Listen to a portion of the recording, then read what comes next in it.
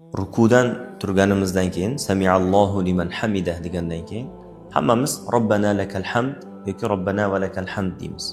Rasululloh sollallohu alayhi vasallamdan bir hadis bor, Imom Buxoriy rivoyat qilgan. Rasululloh sollallohu alayhi vasallam rukudan turganlarida samiallohu liman hamidah deganlarida orqada bir kishi robbana va lakal hamdu hamdan kathiran tayyiban mubarakan fih dedi. Rasululloh sollallohu alayhi vasallam namoz tugatganlaridan keyin burilib qarab so'radilar, kim aytdi buni deb. Falonchi deganlarida 30 nechta farishta kim birinchi yozadi deb shoshilib qolishdi dedilar.